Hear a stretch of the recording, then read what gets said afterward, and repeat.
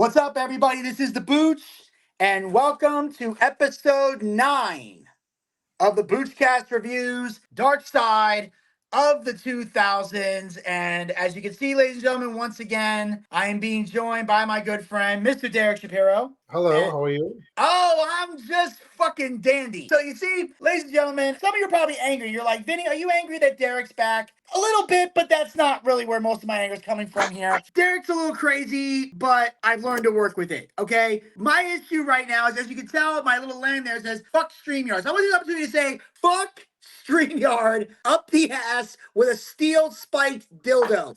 Fuck StreamYard. Fuck you. And I'm gonna tell you why I say fuck you. Because I'm logging into this thing, everything's going well. Next thing I know, Derek's trying to be funny. I say try. And fucking the screen freezes. I can't see shit that he's doing. He's scrambling up like a robot. I can't get anything going. And for some reason, StreamYard is not working on my computer. Every other link was my computer. I deleted all the tabs on my computer, which I'm kind of regretting right now, because some of those I really need to save. So hopefully I can recover them later. Then I restarted the computer, did a reboot.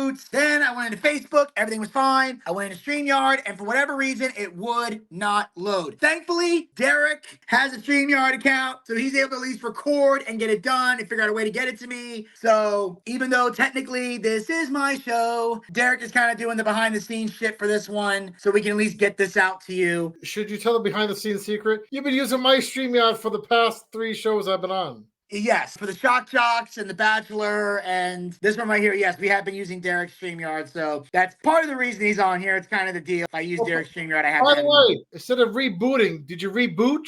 No, because if I had reboosted, it would have actually worked.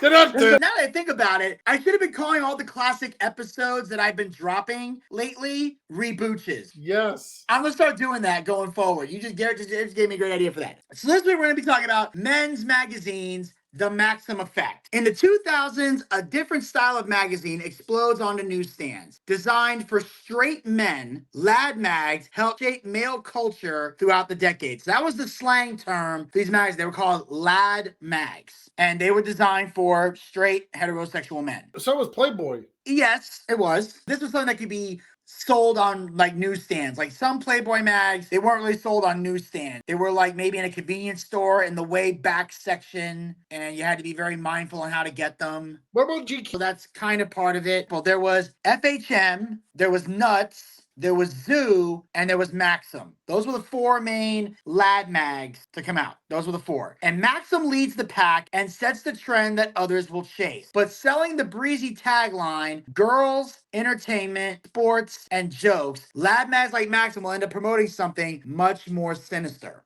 In the 2000s, steal a glance at any newsstand and a bevy of buxom babes will leer back at you. All thanks to the proliferation of the so-called lad mags. Now, they were a kind of playful, cheeky men's magazine with a mixture of self-help features for men as well as risque kind of pictorials and interviews. So this is basically a magazine for men. And I think it was meant to kind of go against like Cosmopolitan, which was like a women's magazine. It's like the women had their magazines and now like, okay, let's get something for the men. And it had stuff in there that guys like. Women. Yes, which apparently things that we like offend.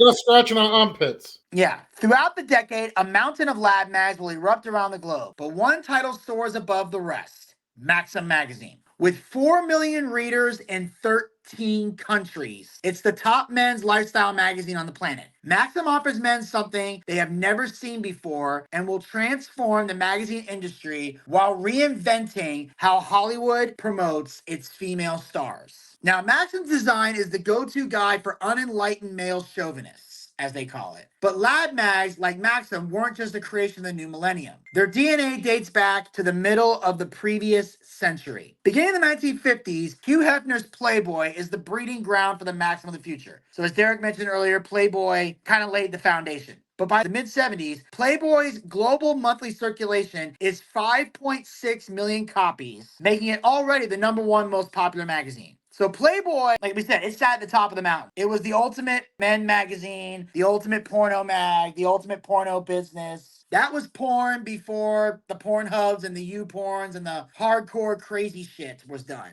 Like Playboy was kind of like softcore and good taste kind of thing. Isn't there a condom called Maximum? Well, that's Magnum. That's a little different. Oh. Oh, but were they trying to be like it? No, I don't know if they were trying to be like that because Magnum had a different selling point. Like Maxim was designed to be a magazine for men. Magnum was a condom designed for people with really big dicks. Look at this. Isn't this sexy? Drinking a glass of water. This is a magazine. Tell me that's not sexy enough for men's magazine. See, look at this. Am I a sexy poster boy for losing hair? Yes, I think so. Oh, for losing hair, most definitely. Oh, yeah. I dressed up for the occasion. Yes. I'm wearing a sweater. But unlike unapologetic porn mags, female nudity is only part of Playboy's appeal. It also serves up award-winning interviews and fiction, reviews of expensive electronics, fashion spreads, and other stories meant to appeal to wealthy straight men. So that was their target audience. So it wasn't just naked girls. That was a major component, but they would also have interviews and articles and other things that you would sift through in between the girls posing and, of course, the naked centerfold that would be on every magazine. By the last decade of the century, Playboy's competition comes from the more highbrow Gentleman's Quarterly and Esquire. So those are kind of like the competition for them. Esquire, yeah. The worldview that all men aspire to be rich playboys living the high life in the big city begins to unravel by the close of the 1980s. So they're basically saying you're either part of this demographic or you aspire to be part of the demographic. Because everybody wants to be rich. Everybody wants to live the high life. And part of the reason guys want that type of lifestyle is because that's the lifestyle women are attracted to. Like, that's the thing people do not understand. Is part of the reason people go for certain jobs or do certain things or buy certain types of cars or certain types of houses. It's all to attract the women because women are attracted to material things, whether they want to admit it or not. Hey, this is Booch and Shap magazine. I invest into stocks. I own the WWE. I own Amazon. I own Disney. I own the CW network. I own iHeartRadio. I own the Marriott and Olive Garden. Also, I will bang you. As you can see, he has a glorious absence of sophistication, as you can see right there. But yeah, so that is basically the lifestyle people want to live. Black Monday rocked the city, where the Dow Jones suffered the largest single fall ever recorded in a single day. So this is not like the other black days, like Black Friday, where there's a ton of sales. This was like the stock market crashed like a motherfucker. And GQ and Esquire didn't update their mindset for younger men of the 80s who did not feel that these magazines was describing something that was attainable to them. So the younger generation's like, well, we can't live this kind of lifestyle. We're not wealthy. We're not rich playboys. We don't see that as something attainable in reality. So we don't give a fuck about this. And that's why certain magazines, they didn't evolve with the times because younger people care about different things. Like, for example, the older generation, when it comes to the workforce, all they cared about is making money, like get them money, get them benefits, all that shit. The younger generation, or my generation at least, they value work-life balance more than the paycheck. Like, obviously they want to make money, but like work-life balance is something that's more important to them. I'm probably in between it, if it makes any sense. Like, I want balance. I want to be there for my son, but I know the reality of payments, car payment, rent. Exactly. So I want more of a balance, but in reality, I work a lot. So, because I know how the feeling is to struggle. So in my mind, I don't want to freaking struggle. Okay. Exactly. So I have a good work ethic. I work constantly. I work too much sometimes, but I do want that balance. And those are the men being sought by a new British magazine launched in 1994 called Loaded. So Loaded is trying to go after the younger generation. Now, they chose the name because in the States, it meant being drunk or carrying a loaded gun. That's what loaded means. They also made the L lowercase so they wouldn't seem uptight. By the way, they said it Ben Stiller's movie, Something About Mary. Remember when Ben Stiller was going on a date with Cameron Diaz and his friend says, don't go out with a loaded gun? Well, yes, but he's talking about something a little different. I know. He's talking about jerking off. What he's saying is don't go to a date horny. Yes. Because then all you're going to be thinking about is jumping her bones. But if you, as they say, flood the dolphin before you go, then you are more clear, you're more calm. And if sex does happen, you'll be recharged by that point. Exactly. So you can go. And also, if you're not pent up, you can last a little longer.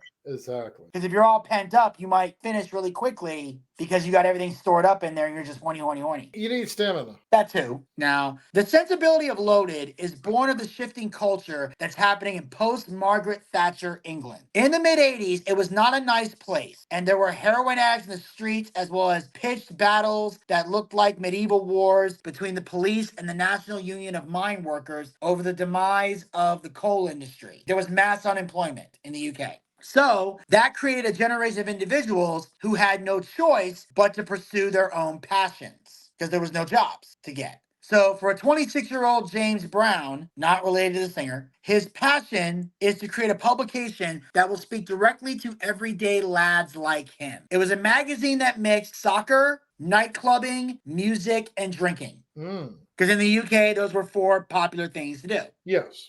Now, as a former music journalist for New Music Express, James has full artistic control over Loaded and goes looking for a team to help him achieve his vision. He wanted his staff to reflect the audience. He wanted people who didn't fit in with the status quo. He would ask if they had any drug habits, if they had any drugs on them, and if they could give him their drugs. So that's literally your job interview. Really? Do you do drugs? Do you have any on you? And if you do, give it to me, and you're hired. He legit wanted to know how they would respond to these questions. And basically, they said the office looked like John Belushi's frat house and Animal House after they had the toga party. Really? Yeah, that's how the office looked like. The ceiling was falling in. There was styrofoam and beer everywhere. Piles of the magazine were everywhere. It looked like a zoo. Really? Yes. So basically, it looked like a bunch of dudes hanging out, which the vibe of the magazine. And he felt that if their lifestyle reflected the magazine or had the same vibe, it would make it easier to sell. Sure. Brown's new fraternity brothers do have one advantage. Most other publishers don't believe there's any money in producing a magazine that caters to the kind of men Brown is chasing. And that's usually an advantage in business.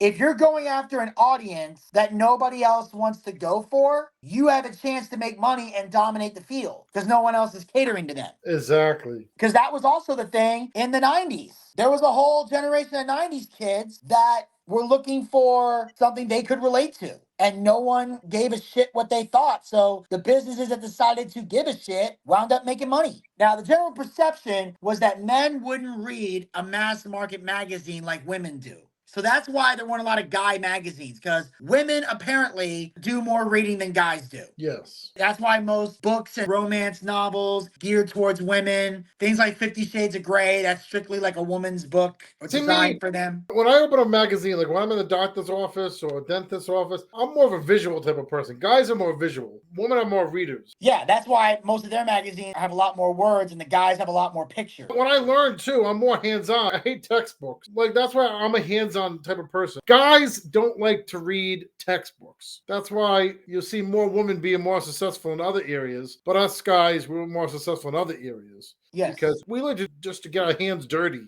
Yeah, but Loaded is backed by the British publisher IPC, the same publisher of Marie Claire and Women's Weekly. So the person backing those is backing this. Still, IPC tells Brown that Loaded must sell a minimum of 30,000 copies a month for them to continue funding it. So they have to sell a minimum of 30,000 copies a month. The first issue sold 65,000 copies. Wow. And the number never went down. The magazine's immediate appeal is a vindication of Brown's formula. The first issue had Gary Oldman on the cover. Gary Oldman. Keep in mind, he was a lot younger back then. It was full of stories about cult soccer players, cult film scenes, comedy, and human self-deprecation. Because back then, people actually laughed at themselves, unlike today. Fans loved it and felt like this magazine was speaking to them. So again, they feel like, wow, they're speaking to us. This is relatable to us. Fuck, we're going to buy this. And its appeal to working class guys with modest taste helps Loaded more than double its readership the following month. Oh, Gary Oldman. Yes, that's Gary Oldman. But like I said, he was a lot younger back then. Celebrities wanted to be on the cover and businesses wanted to buy ad space. So when those two things are happening, you have a successful magazine. If celebrities are reaching out to you saying, I want to be on the cover, and businesses are like, we want to buy ad space, you know you're doing something right. They got free treatment from dentists and cops would come down just to get an issue in exchange for ignoring the drugs. So cops love this magazine so much. It's like, hey, give us a couple free issues and we'll overlook the fact y'all are doing drugs in here. That's cool. Yeah, and the dentist would give them free treatment in exchange for like the magazines being in their waiting room. So sometimes they finesse the deal. Within a year, Loaded is selling 500,000 copies a month and beating out the British version of GQ to become the most popular men's magazine in the UK. So now they're dominating. Soon, other publishers start copying Loaded's winning formula. One in particular was FHM. FHM is a Loaded imitator with a twist, featuring women in its pictorials instead of men. So Loaded was mostly bringing up guys, Yeah. fully clothed guys, but still guys. FHM is like, yeah, we're going to start putting hot girls on here. Sure. Now, by 1995, that new and improved formula has FHM outselling the still massively successful Loaded. So Loaded's still successful, they're still making money, but FHM is outselling them. Because again, as I mentioned before, guys like attractive women. It overrules anything. Half-naked women always wins. Look at this. Yes, that is a cover of Loaded magazine. Do you know who that is? Can't tell from this angle. Jennifer Lawrence. Okay. She was in Joy with Robert De Niro, and she was in, I can't think of his name. It takes place in Philadelphia, your neck of the woods. Silver Linings Playbook. Thank you. Thank you. Bradley Thank you. Cooper. Thank you. Thank you. Excellent, very loaded movie. And you get the maximum effect watching the movie. Absolutely. Now, the success of both magazines inspires a publisher named Felix Dennis to get in the game, one he will soon dominate. Okay. Now, Felix was an insane person who was brilliant and volatile. Insane more than me? Apparently so. Okay. And like Derek, he was a poet. You don't say. Who built a forest for himself. He was also a former satirist who had some free speech controversy in the 70s with a humor magazine that he first published called Oz. It was Felix's first magazine. In 1971, Felix was sent to prison for violating British obscenity laws with Oz's School Kids issue. When John Lennon writes the song God Save Oz to raise money for a legal defense, Felix becomes a cultural icon. So if you've ever heard the song God Save Oz by John Lennon, he's talking about Felix. Really? That's what that song was about.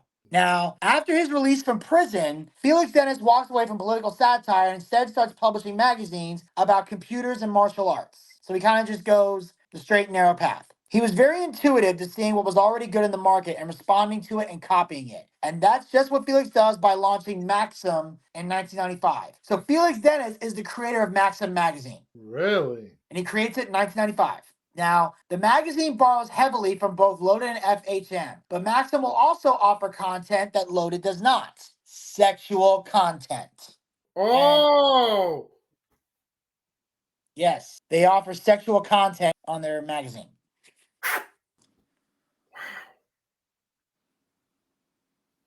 Wow, does it still exist today? We're going to get to that. At the time, internet porn is still in its infancy. So for young men, magazines are still their go-to source for sexual content. And new titles like Nuts and Zoo show actual nudity inside their covers. Really? Yeah, so Nuts Zoo starts showing actual nudity. And again, internet porn did not exist yet. So back then, if you wanted sexual content, you had to get the magazine, like Right. Maxim and Playboy and the Sports Illustrated swimsuits. That's where you had to go to get sexual content or get VHSs or DVDs. Well, VHSs in this case, because DVDs weren't around just yet. I don't think, did DVDs show up in the 2000s? I think so.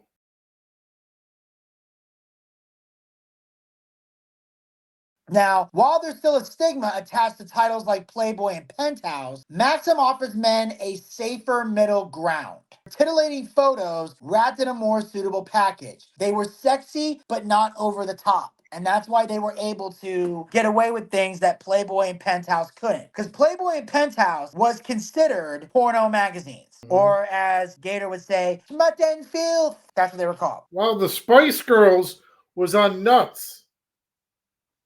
I know that's a fantasy a lot of guys had. And I interviewed Mel B. Yeah. But the thing is, they did sexual content, but they did it tastefully. They did just enough to get past the censors. Sure. They found out where the line was and got as close as they could without going over. Maxim sells 100,000 copies a month in its first year, well below the readership of both Loaded and FHM. Felix Dennis isn't content with Maxim being third in the UK market, so he looks across the pond to America. So now, Felix is going to take Maxim and bring it to America. That's his plan, because he's tired of being number 3. Now, the magazine was the first beer truck in the desert, and Maxim will print whatever it thinks will make it the #1 thirst quencher for American men. In 1997, before porn is a mouse click away, Girls Gone Wild delivers VH1 home videos of intoxicated college girls shedding their clothes and flashing the camera. Now, in the 2000s, if you had cable and you happened to be awake at 3 o'clock in the goddamn morning, this is an infomercial that popped up a lot, was Girls Gone Wild. So after you DJ, like after the DJs would come home, they're all tired, partying, they would come home and watch that. Well, it's not that they would watch it. It's an infomercial. It's different. I mean, there were certain channels that had the Girls Gone Wild uncensored, but they were selling the videos uncensored. So the girls would flash the screen, but there would be censors on them because they were on cable TV. But like, oh, if you want to see these tits uncensored, call this number and order this special VHS tape of Girls Gone Wild. I think I remember that because, I was working late night at the supermarket and I went out with my best friend till 2 o'clock in the morning. I think the only thing that was on TV is those info commercials. And I think,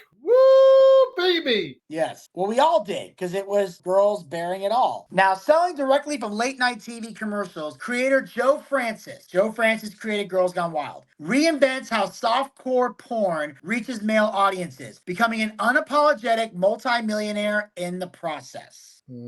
Also in 1997, Felix Dennis targets the same male demographic with the US version of Maxim, introducing the lab mag phenomenon to American men. So keep in mind, all these other things were in the UK. Maxim comes to America. That's the difference. Welcome to America. Yes. Right before Maxim launches in the US, James Brown, the publisher of Loaded, says Felix Dennis tried to poach him away at an awards ceremony. It was the British Periodical Publications Awards, and James was on acid at the show. And James said, come work for me. I got a ranch in Connecticut. And James said, why would I want to go work on a fucking ranch?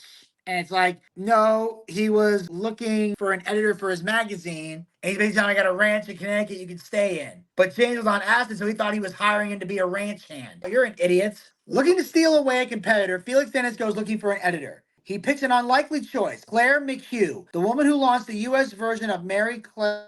Oh, fuck. Okay, Vinny went radio silent.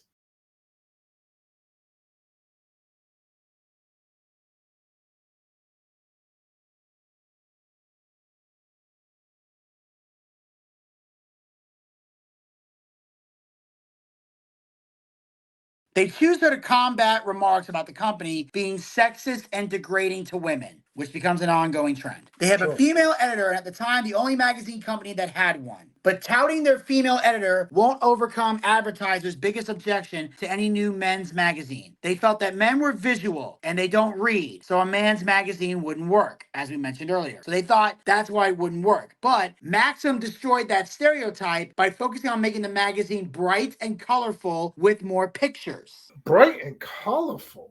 Yes. But also they had less words. So it was more pictures, less wording. Yes, definitely. To make it appear. And the 9 words that Felix Dennis chooses to describe Maxim are designed to the men he's targeting. And this is their campaign slogan line. It's the best thing to happen to men since women. Okay. That is their slogan. It was clever because it had a little bit of sexism, but sells the point that Maxim men love women, which we do. But before its first issue goes to print, Maxim discovers that the home of the free and land of the brave is not quite either when presented with semi-nude cover girls. With past experience shooting for the European editions of GQ, Antoine Berglas is recruited to Maxim by a man named Dave Hilton. He was a gifted photographer who knew how to capture women in a sexual way without being vulgar. So that was kind of their key. We're going to capture these women in a sexual way without being crude, lewd, or anything like that. The formula for the visuals was to get the rear to get close to the subject, especially on the cover. It was how to get this eye contact the best way to connect with the potential reader. Now, Maxim's first issue was a colossal hit, selling over 1 million copies. Sales at the UK version of the Maxim can't come close to reaching, so they're selling way more in America. By 1999, Maxim hits a circulation of 3 million and attracts $150 million in advertising, twice as much as Esquire. Maxim's early success in the US helped do something the UK version struggled with, getting famous faces on the cover. In the UK, Maxim couldn't get defining icons. They couldn't get well-known women actors. So they just started putting the girl from the Doritos advert on. But in the US, the cover of Maxim becomes coveted by many famous female celebrities. Wow. One who frequented the cover a lot was Tara Reid. Tara Reid. Who was extremely popular in the 2000s, mentioned before. She was in the American Pie movies. She did Van Wilder. She was in Shark Storm, The Big Lebowski. She had a string of great movies, Josie and the Pussycats. Like, she has a great resume. As a result, Hollywood saw her as a hot commodity and casted her more in movies. So that's how she got her movie roles. Do you find her beautiful? Yeah, she's very hot. But I'm just saying, her being on the cover of Maxim is how she became a movie star. Because Really? Hollywood took her seriously because Maxim put her on the cover. That's how big of a deal Maxim was. Now, Maxim was seen as a billboard for women actors who were starring in big Hollywood movies or becoming the next big star in Hollywood. Besides Tara, some of Maxim's early covers feature Catherine Zeta-Jones. Okay, Catherine Zeta-Jones, okay. Pamela Anderson. Okay. Lucy Lawless, who we all know as Xena the Warrior Princess. Don't know her too much. Shannon Doherty from Beverly Hills 90210. Yeah. And Mariah Carey. Mariah Carey. Oh, okay. All I want from Maxim is Mariah Carey. What was the other girl you mentioned? Lucy Lawless. Lucy Lawless. I don't know. I mean, I'm not really feeling her. You're not really feeling her? Oh, no. I mean, she's all right, but I don't know.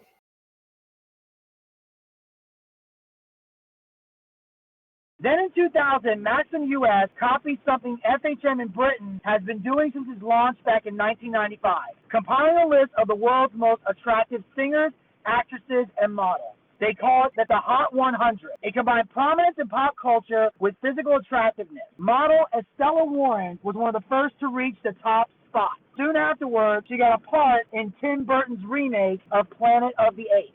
So again, this is Maxim Magazine having a lot of staying power in the entertainment world. The Hot 100 was basically their list of the hottest girls on the planet. So basically, if you hit the top spot, you were considered the hottest of the hot. This is the drop-dead gorgeous, most beautiful woman in the world. That's basically what you were. You were hot as far as the rest of the world was concerned. Now, they were having a modest effect on the culture, and in the process, it's creating a species of American men known as the Maxim Man. So that was what they call their most obsessed reader. We're called the Maxim Man. You were a Maxim Man if you followed Maxim Magazine and the guidelines with which they put out. So some cases, I could be considered a Maxim Man. Derek, I'm sure you could as well. Oh, yeah. I can't speak for the other men on the Boochcast, but maybe Zach could be a Maxim Man. You know what I'm saying? It's like, who knows? It's a who's who of certain men that fit that criteria. What about your dad, Vincent Bucci?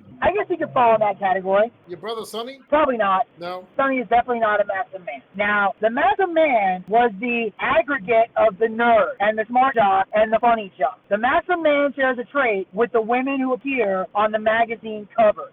That's basically what they were, a mixture of different people. Nerd, jock, funny people. They appeal to men in different ways because obviously if you're in different categories, depending on which category you fall into, determines where you're at. And it doesn't matter which category you're in, there's one thing all men universally agree on. We like sexy women. Even the nerdiest guy on the planet can be hypnotized by a woman's beauty. Don't believe me? Watch The Big Bang Theory. That's a prime example of that shit. In our friendship, who's the jock and who's the nerd?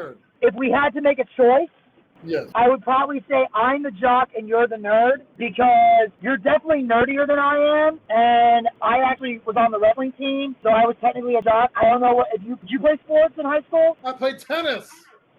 Yeah, I'm definitely the jock.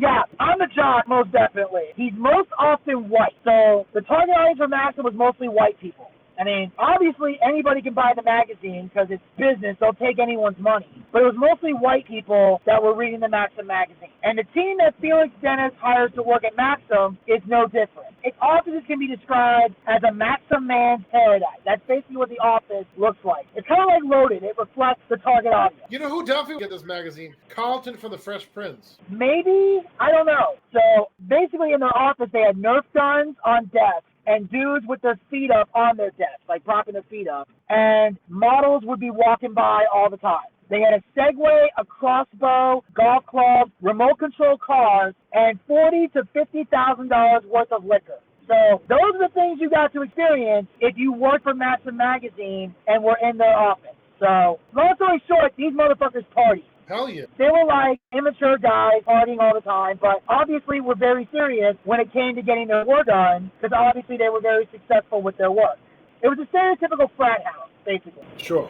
But soon the magazine will try and mold the original Maxim man into a new and not so improved model. So soon Maxim's going to be making some changes here. Maxim had always given advice to its readers on how to become a better heterosexual man. So that was kind of what Maxim was about. It's kind of like the opposite of, like, you know, the Cosmopolitans, where they're like talking about women's fashion, women's look, or if they do talk about men, it's 100 ways to please your man. Even though in Maxim Magazine, they're like, that list is 4 things long. Because women try to find different ways to please their men sexually outside of doing the things that actually please a man sexually. Sure. Because it's like women want to make men happy, but they want to make men happy on their terms, which is not how you make someone happy. It's not. If you want to make your man happy, you have to ask him what makes him happy. He tells you what it is, and you do it. Ladies going commando.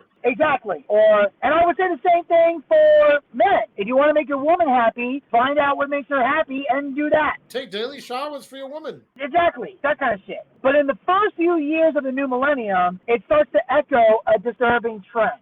So now, in the new millennium, they're making changes. In the turn of the millennium film Magnolia, Tom Cruise plays a slimy seduction guru based on a real-life pickup artist named Ross Jeffries. Now, in the early 90s, Ross Jeffries peddles his techniques on the talk show circuit. He calls it speed seduction. Jeffries offers to teach men how to sexually conquer any woman by treating her with disdain or ambivalence. He said, I used to be sensitive. I dated my left hand when I did that. Interesting. So basically, he's giving the strategy. And here's the thing. In a lot of different movies, you see this a lot, where basically people try to say that the way to get a woman to be interested in you is to not be interested in her. Or that joke that people say, what women respect is not being respected. Right. Now, Jeffrey's disciples create internet message boards so they can share tips on how to get women into bed. And if it doesn't work, then forget her and move on to the next. I hit it and quit it. Then I move on to the next. And I'm going to say something right now that a lot of people aren't going to like.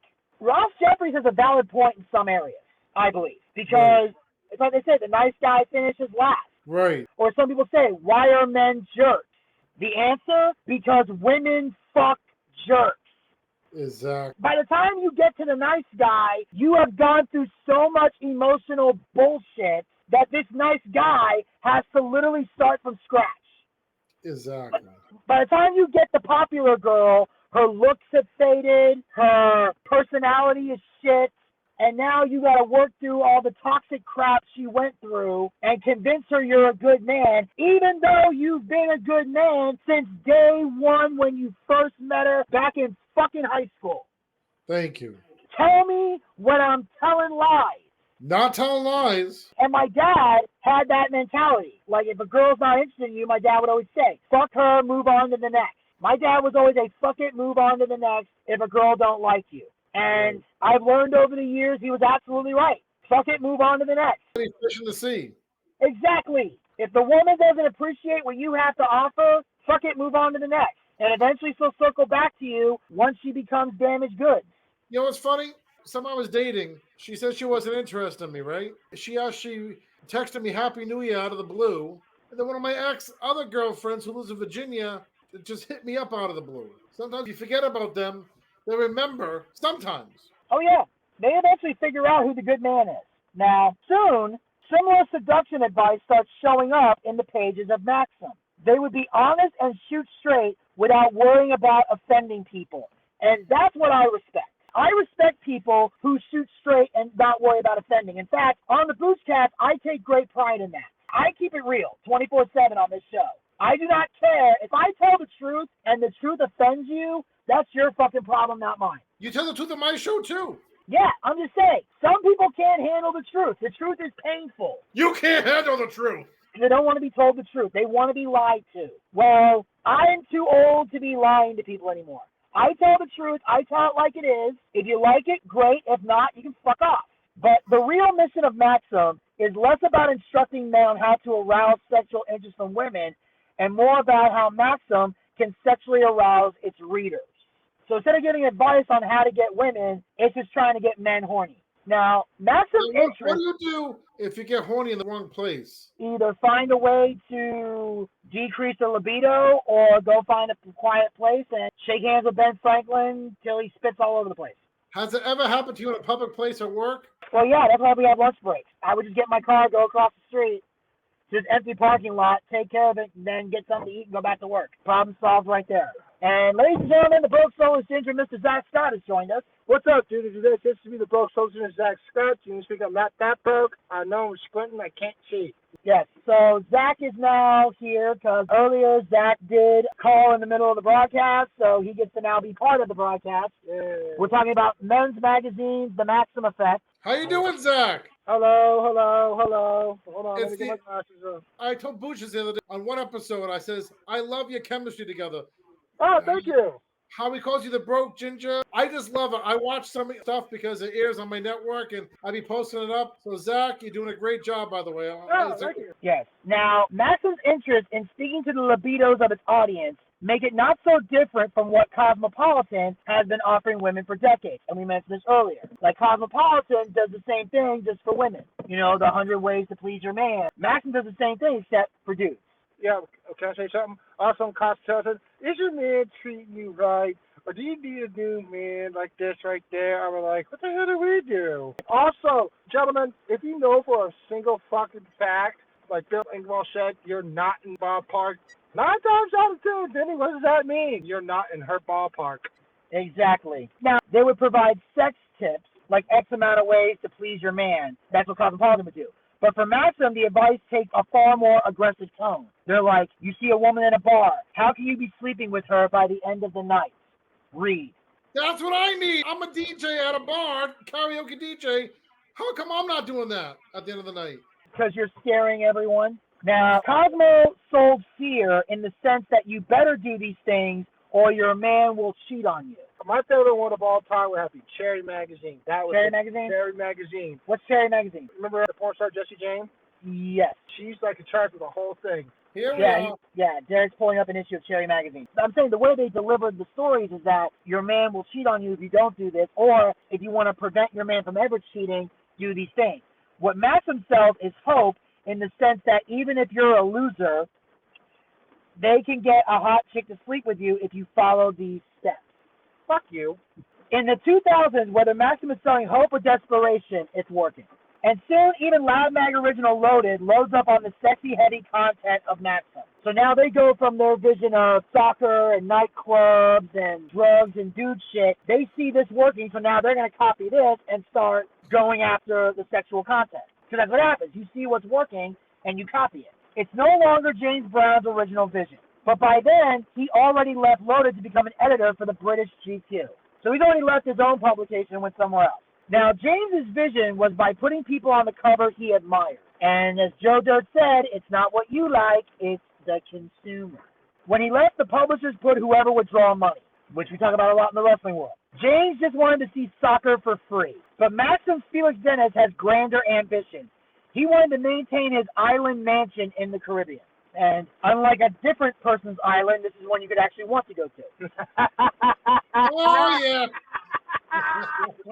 So, in the early aughts, Felix Dennis takes Maxim worldwide. The success story was more interesting than the content. In fact, despite its financial success, Maxim's content makes it a pariah in the industry, earning only criticism from the editors of competing magazines.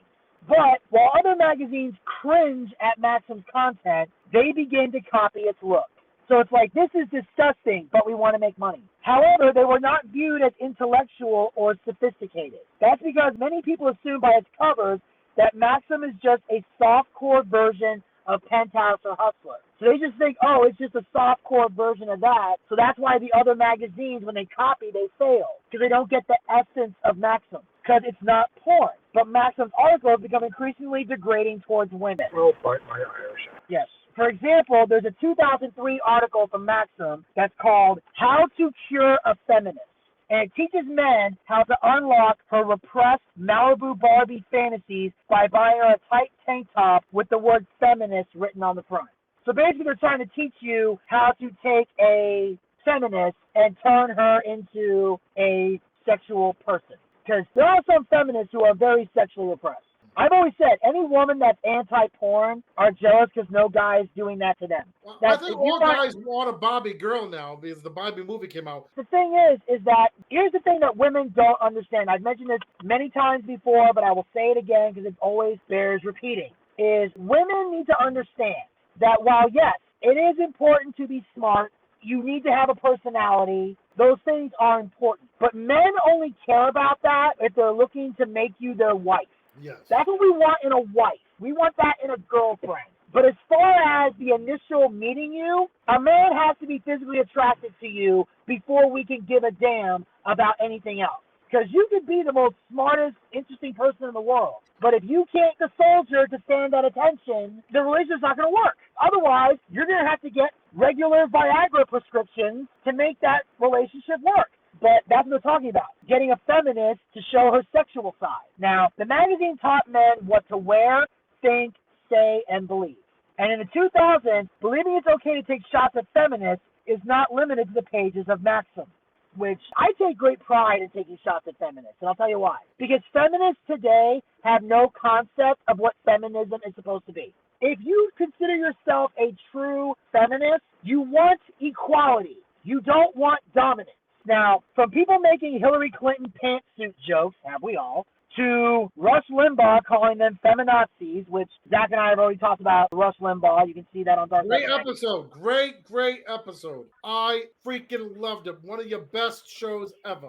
Thank you. Appreciate that. And when Maxim is criticized for coercing the public discourse, the magazine started calling it satire. They would say it's a joke. You can't take a joke, but it's not just feminists who don't share Maxim's sense of humor. The magazine's about to get a right proper slapdown from its biggest retailers, like really? Walmart. Walmart is about to step in here. Because by 2003, Walmart is the fastest growing discount department chain in America, with over 3,000 stores and $244 billion in sales. Its magazine racks become highly coveted real estate for publishers. But Maxim, with its scantily clad cover girls, is about to get evicted. Facing mounting pressure from Christian groups, Walmart dropped Maxim along with several other lab mags. They were seen as risque, suggestive, and too sexually implicit. Yeah, this is where the church-going people start to come into play and force their religious beliefs on other people. And this is my biggest problem with religion. Like, look, I'm a Catholic. I take great pride in being one. But this is where I have a problem with religion, is anytime the state or anybody wants to criticize a religious group or go after somebody for immoral reasons, the first thing these motherfuckers always talk about is freedom of religion. We have a separation of church and state. Well, here's my problem. If we have a separation of church and state, why isn't church staying on its own fucking side of the line? Church needs to do one of two things if they want to be part of legislation in America. Either shut the fuck up or start paying taxes. Those are my answers. Okay, I don't know why those balloons just popped up, but okay. And normally I don't judge churches for being tax-free because we have the separation of church and state. I fucking get it. I don't give a shit if they pay taxes or not, except when they start trying to pass laws and use the Bible to pass fucking laws. Either keep your Bible to your fucking self or start paying some fucking taxes. If the churches want to pay taxes, they can say whatever they want. Till then, stay in your church, pray to your God, and fuck off. Now, despite the Walmart ban, Maxim remains the #1 men's magazine in both America and the world. The magazine's treatment of women grows even coarser. So now it's like, since we don't have Walmart anymore, we're still making money, so let's get even edgier, because now they're pissed. In 2007, Maxim editors published the flip side of their Hot 100 list, when they name who they think are the 5 unsexiest women. Ooh. Britney Spears gets criticized for gaining weight after having 2 kids. Madonna is compared to William Dafoe with hot flashes. And they compare Sarah Jessica Parker's face to a horse. Wow. Now, here's what I'll say about this. You can't get mad at Britney Spears for gaining weight after having 2 kids. That's what the fuck happens when you have kids. This is what I don't understand. Like, women, it's like, I just got fat. You're pregnant. You're going to get fat. No self-respecting man is going to criticize a woman for getting fat when you're pregnant or when you just had kids. Now, eventually, if a woman wants to, it's her decision, you can shed the baby weight off and get back on there and everything, which Britney Spears did eventually. But when you just had 2 kids, yes, you're going to gain some weight because you're eating for 2 while you're pregnant. And that weight doesn't come off right away. So that's a stupid thing to get mad about. Now, Madonna looking like William Dafoe with hot flashes, absolutely. I don't know what the fuck has happened to Madonna, but she is ugly as fuck today. If you'd have told me in the 90s Roseanne Barr would look more attractive than Madonna, I'd think you were fucking crazy. But holy shit. Now, as far as Sarah Jessica Parker being a horse, no, she's not. No, she's not. We've already met a woman who looks like a horse. Her name is Charlotte Flair. But Maxim's harassment isn't always reserved for women. Its editors also take aim at the anti-Maxim man. One of the 2000s became known as metrosexuals. Now, if y'all that don't know, a metrosexual is a man who is straight but is very big on grooming themselves. Like if they pluck their eyebrows or manscaping or shaving off body hair, period. It's seen as being metrosexual. Even though women like that shit, that's why they do it. Now, some women like the hair on the body. Some do, some don't. But I definitely know manscaping is something most women definitely appreciate. And perhaps the least surprising fact about the Maxim man is that he rejects anything that can be considered gay. Like anything that's considered gay, it's like, oh, no, keep that away from me. Which, I'm going to say this right now, I don't care how tolerant you are. The one thing a straight man doesn't like is to be around anything that's gay. Because you don't want people to think that you yourself are gay. Unless you're secure in your masculinity, which I am. Because trust me, when I hung out with Jerry for years, there were people who thought I was gay. And I kissed Jerry in a movie. People thought that I was legit gay because Jerry was bisexual. Exactly. And I had to, fight that stigma for a long time before people eventually realized, okay, Vinny is obviously not gay. So we got past that shit, but I had to deal with that.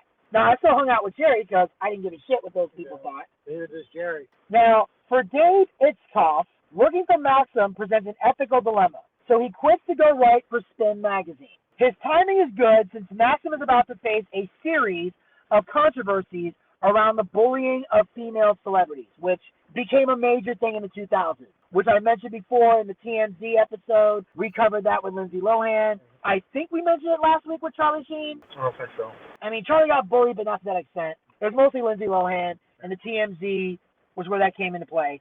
And Kirsten Dunst said she was pressured to reveal more than she wanted in the cover photo done to promote her film Bring It On when she was just 18. So in her cover photo, it was very uncomfortable for her.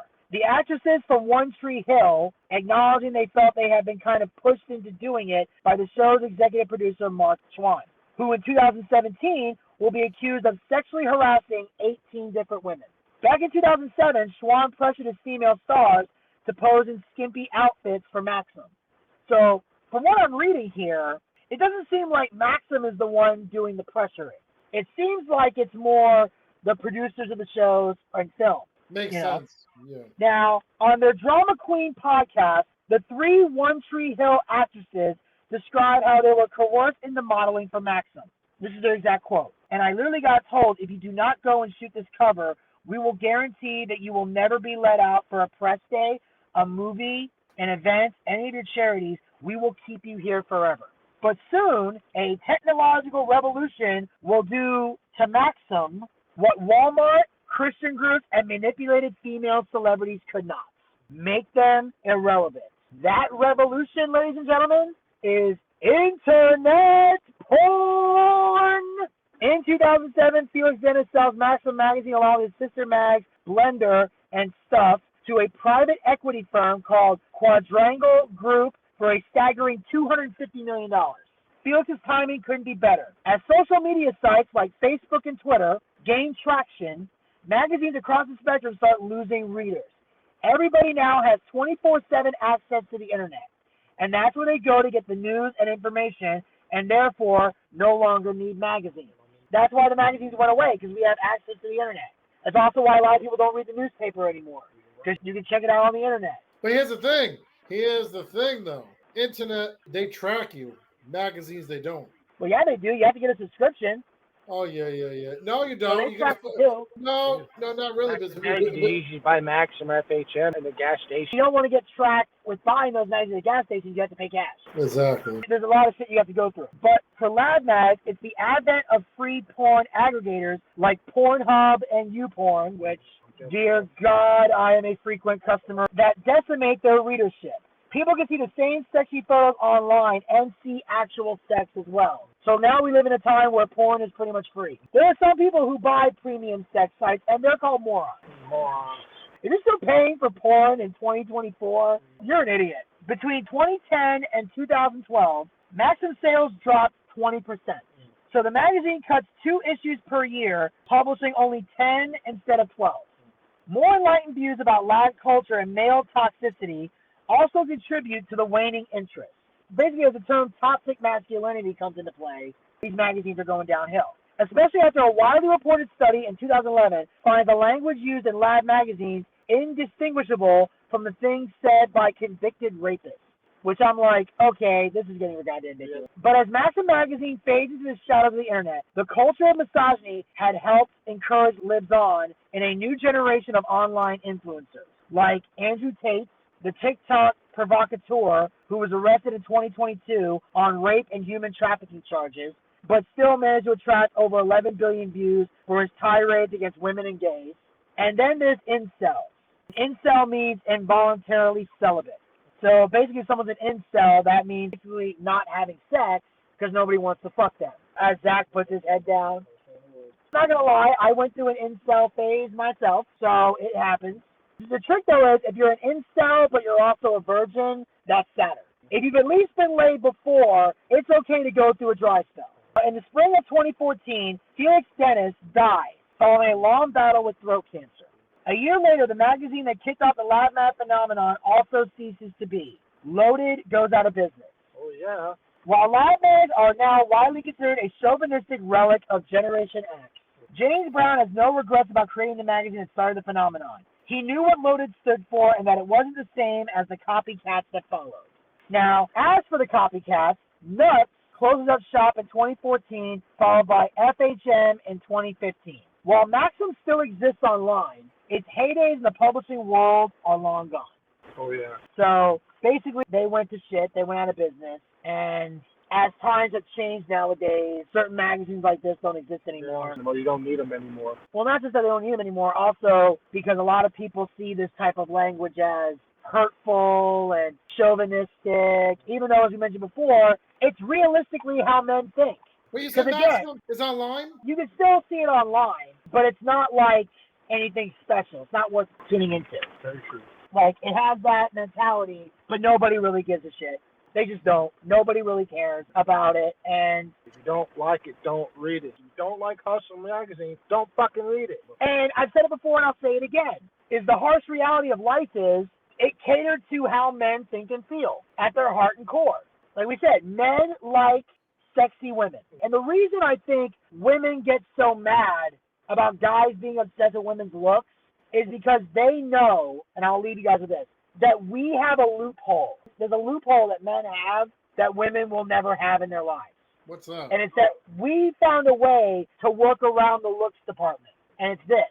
If you make a lot of money, your looks don't matter. A woman will date the ugliest guy on earth if he's got the big fancy house and the big fancy cars and millions of dollars in the bank. A woman, I don't care how rich you are, if you're not sexy, again, the guy's going to need Viagra to fuck you. A girl can be making minimum wage and can still get a man. A man's making minimum wage, good fucking luck. You ain't getting nothing. And that's the truth. Alrighty, well, that, ladies and gentlemen, will conclude Boochcast Reviews, Darkside of the 2000s. Derek, thanks so much for tuning in. Zach, thanks for the cameo appearance here. Again, but make sure you guys tune in next week. Here's the best part. Zach will be back with me next week as we're wrapping up the first season of Darkside of 2000s. We're going to be talking about Las Vegas's most famous dynamic duo, Siegfried and Roy. Oh, yeah, Siegfried and Roy. Magic and mayhem. So until next time, make sure you follow us on all of our podcast platforms. The link is down in the description box below. You follow us on social media platforms. Link is down in the description box below. You can donate to the Boochcast by going to podcasters.spotify.com/pod/shows/Boochcast/support. That link is down in the description box below. Derek, real quick, where can people find you? People can find the Boochcast and me. We're on VinnyTheBooch.com. We're on the DSSTVStation.com. The Boochcast and my show is on the countrymusics.yolosite.com, countrymusics.go.site.com, and the DSS Internet Talk Radio.yolosite.com, and DSSIntalkRadio.go.site.com. All right. And, of course, as always, hit the subscribe button and ring that bell to be notified so you never miss another episode of Boochcast Reviews Darkside of the 2000s, as well as other additional Boochcast YouTube content. We'll talk to you guys next time. Until then, pizza, baby! Pizza, baby, with onions and pineapple. Never. No onions. Ham.